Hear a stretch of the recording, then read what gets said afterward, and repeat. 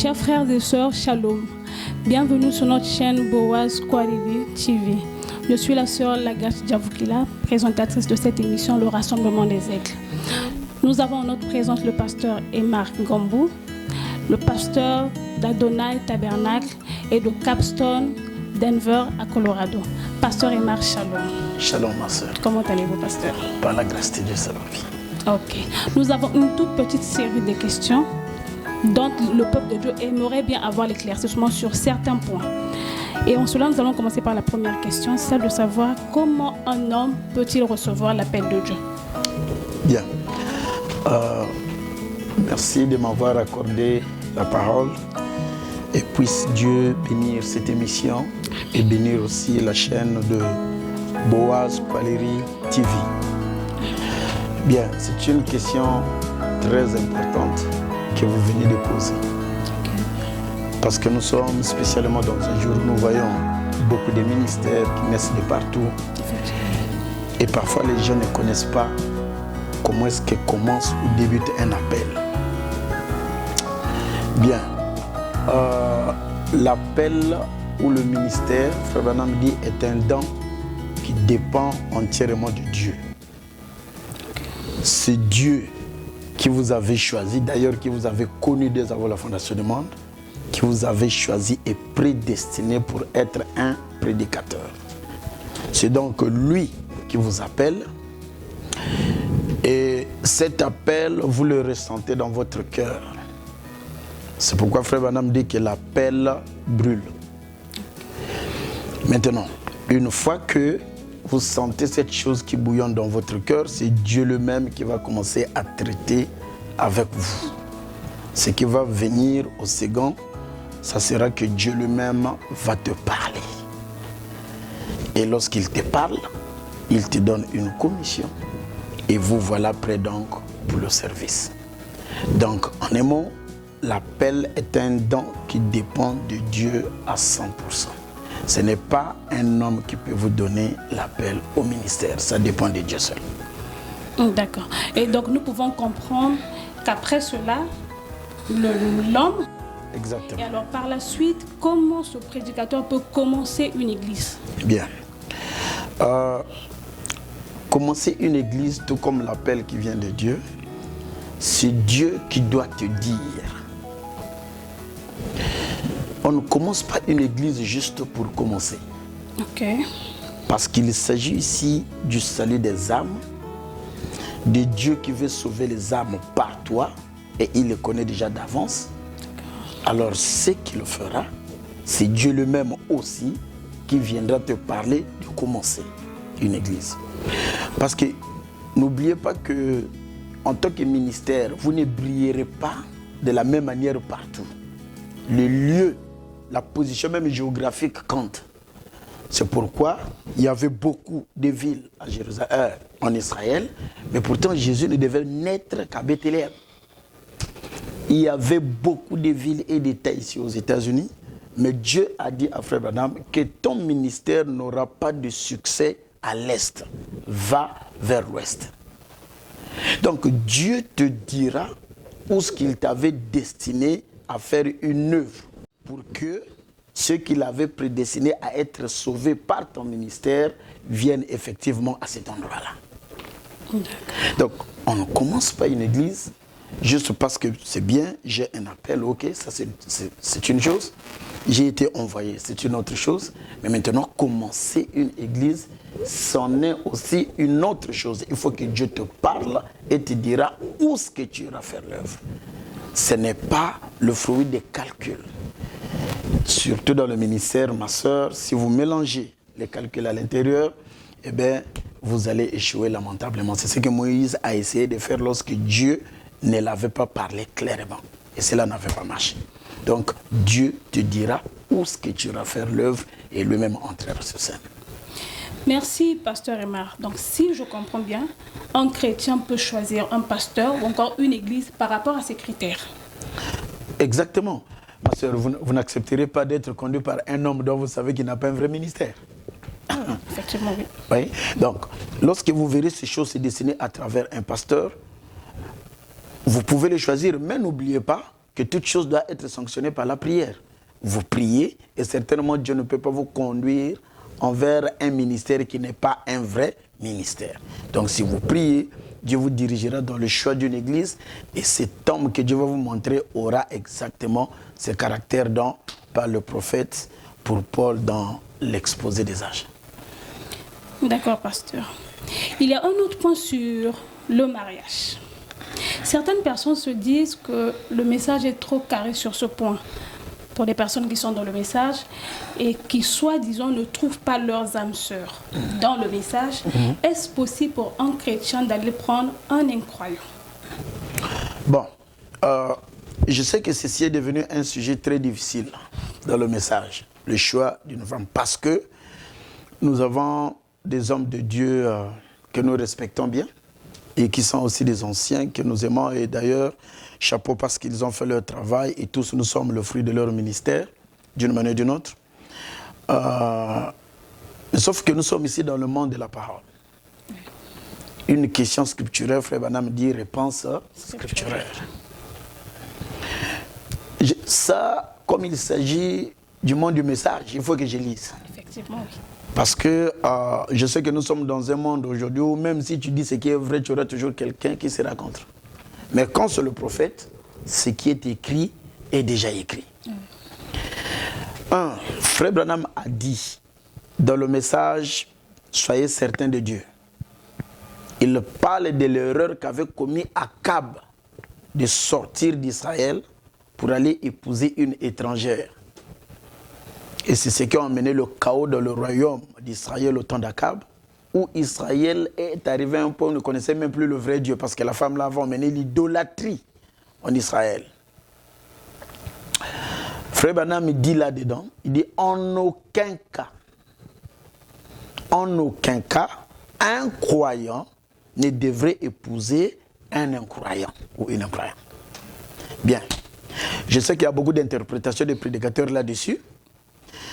On nous a dit, mais si c'est une protestante, si c'est une pentecôtiste, si c'est une ceci, si c'est une cela. Bien. Frère Branham dit dans le message, regardez à l'invisible. Cette fois-ci, ça, je vais lire. Dans le message, regardez à l'invisible qu'il a prêché le 3 octobre 58, au paragraphe 12. Le prophète dit ceci. Ne faites pas de mariage mixte. Épousez un garçon qui croit exactement comme vous. Ben, si le pentecôtiste croit exactement comme nous, c'est-à-dire qu'il croit le tonnerre révélé, qu'il croit le 7e sceau, qu'il croit ceci, ok. Laissez-moi vous dire à ce moment-là, ce n'est plus une pentecôtiste, ça devient une croyante du message. Alors, je vais l'épouser. Mais si il ne croit même pas que William Marion Branham c'était un prophète que Dieu a envoyé aujourd'hui, et comment je peux aller l'épouser? Je pense que Frère Branham est clair, épouser quelqu'un qui croit exactement comme vous.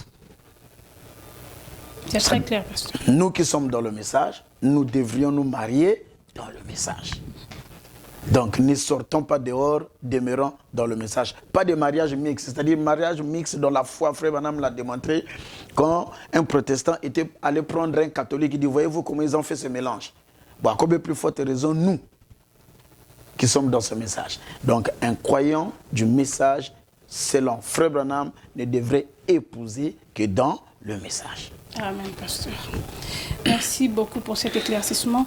Et la dernière question, celle qui fait couler beaucoup d'encre, c'est concernant la mort de frère Billy Paul.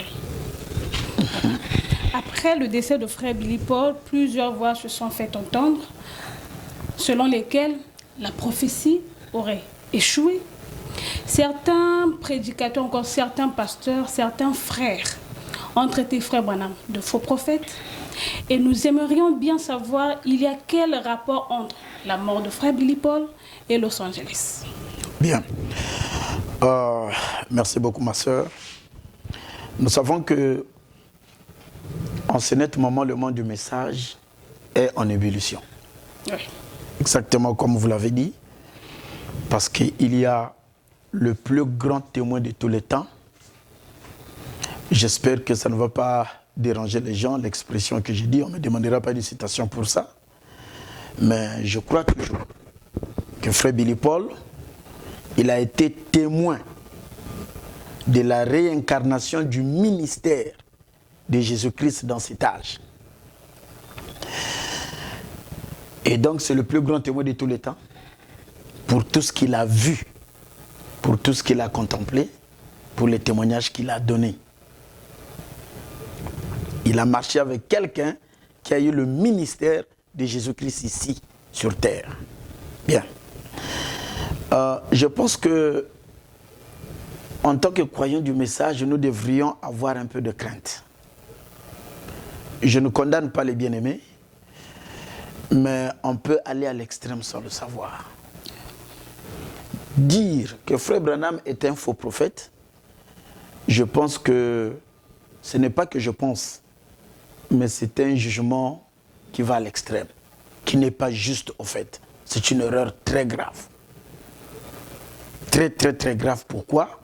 Parce que nous savons que cet homme a reçu le ministère de Jésus-Christ. Et dire qu'il est faux, c'est que vous jugez que le ministère de Jésus-Christ aujourd'hui est faux.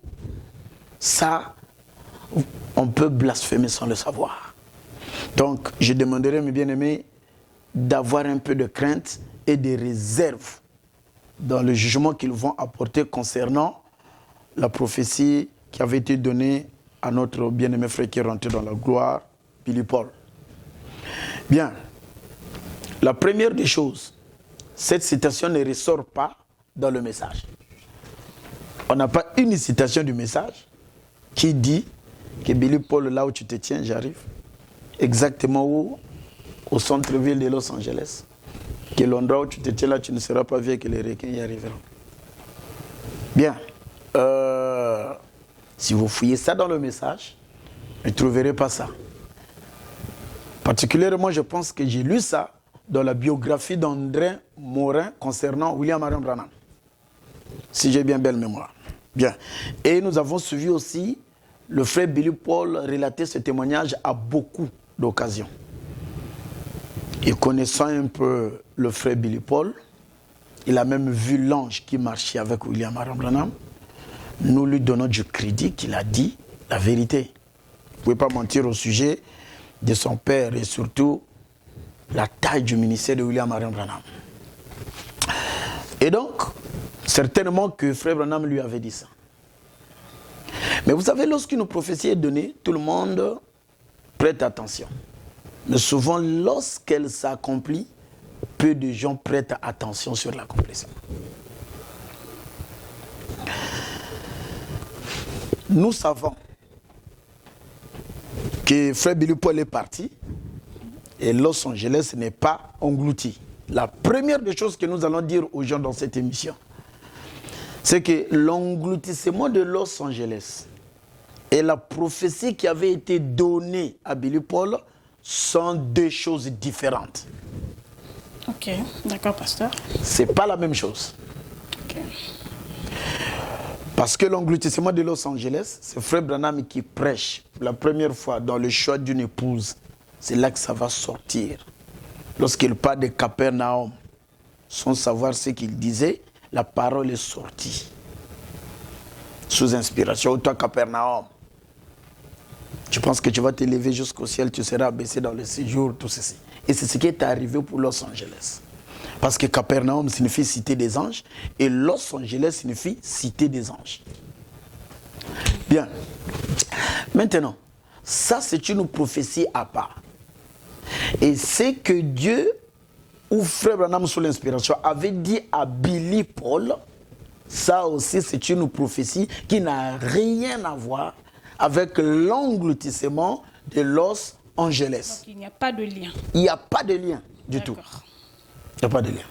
Je vais ressortir la prophétie qu'on a donnée à Billy Paul. C'était sorti dans quel contexte? Donc, première des choses, Billy Paul, là où tu te tiens, tu ne seras pas vieux que les requins y seront. C'est une prophétie qui n'est pas connectée avec l'engloutissement de Los Angeles. Ça, c'est non. Pour quelle dans quelle occasion Frère Branham a dit à Billy Paul ce que nous venons de dire? En fait, Frère Branham avait eu une vision sur la sœur Shakarian. Ça devait être vers 62 ou 61 qu'il avait la vision que cette sœur-là devait partir. Et il a donné la vision.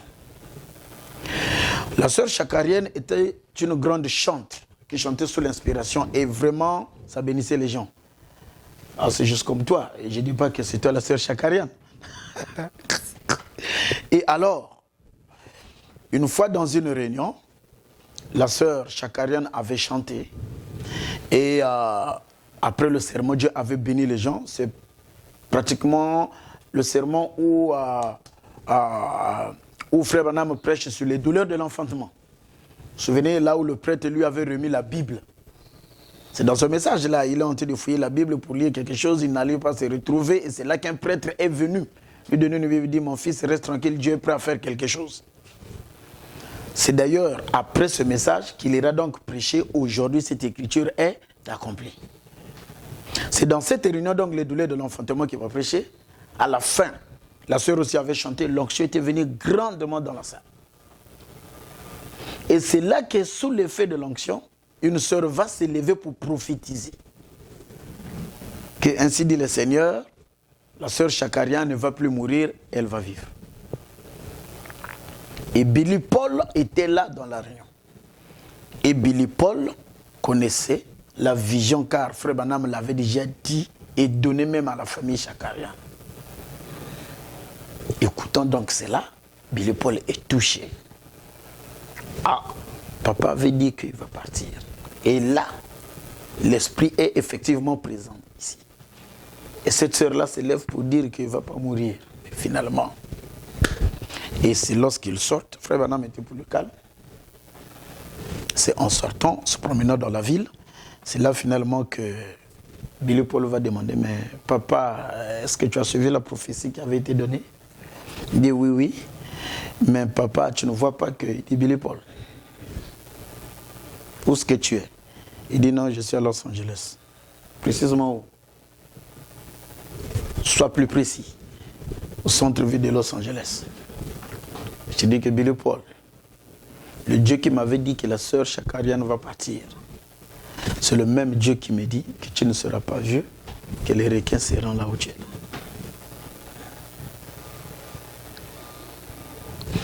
Voilà dans quelles circonstances Frère Branham avait donné cette prophétie à Billy Paul. C'est en rapport avec des prophéties qui sont venues comme de façon contradictoire sur la mort de la sœur Shakarian, qui n'a rien à voir avec l'engloutissement de Los Angeles. Maintenant, nous les prédicateurs, comme toujours, Los Angeles sera englouti. Première citation. De l'autre côté, il a été dit à Billy Paul, quoi que ce ne soit même pas dans le message, hein, mais il a été dit à Billy Paul qu'il ne serait pas vieux que l'endroit là, donc il ne sera pas vieux que Los Angeles sera englouti et les requins y arriveront. Mais non, c'est une connexion qui n'existe pas dans le message. C'est pourquoi Frère Branham a dit, ne placez pas mal la parole. Frère Branham dit, longtemps je vous ai dit ce que vous devez faire. Mais aujourd'hui, je vous dis ce que vous ne devez pas faire. Quand il est en train de prêcher le message sur Christ est révélé dans sa propre parole. Il dit, il y a 3 choses que vous ne devez pas faire. Il s'adresse à nous, pas à lui. Lui, il est prophète, la parole vient au prophète. Il dit, vous ne devez pas interpréter, vous ne devez pas mal placer et vous ne devez pas disloquer la parole. Eh bien donc, voilà ma soeur, comment est-ce que cette prophétie lui a été donnée. Et d'ailleurs, ça a été donné à Billy Paul. Donc on n'avait pas dit que voilà l'épouse. Bon, comme les gens le disent, mais non, c'est sorti de Frère Branham, nous devons surveiller cela, tout ceci. C'est pas mal, c'est pas mauvais. Mais maintenant, la question de savoir est-ce que ça a déjà été accompli, maintenant que Billy Paul est parti, je crois, un prophète de la taille de Frère Branham ne peut pas dire ainsi dit le Seigneur. Parce que lorsqu'il dit le même Dieu qui m'avait dit, ça devient ainsi dit le Seigneur. Ne peut pas donner une prophétie qui ne puisse s'accomplir. Et je crois donc, Billy Paul n'avait pas vu que cette prophétie-là s'était accomplie. Aujourd'hui, je sais que ça fait le buzz. Oui. Dans les réseaux sociaux, dans le monde du message, on s'est dit, et quelqu'un va aller quitter le message à cause de ça. La vérité est que donc il n'avait jamais cru ou n'avait jamais compris le message. Exact. Cette prophétie, à mon humble avis, c'était déjà accomplie lors du vivant de Frère Branham. Nous avons des extraits. Si vous allez sur l'internet, tapez seulement le building Meiko, et vous verrez qu'effectivement, à cet endroit-là, ça devait être dans les années 70-73, il y avait eu une inondation, l'eau était rentrée jusqu'au sous-sol de ce building et on avait retrouvé les requins au sous-sol de ce building. Là où il était, là, en face du building Meiko.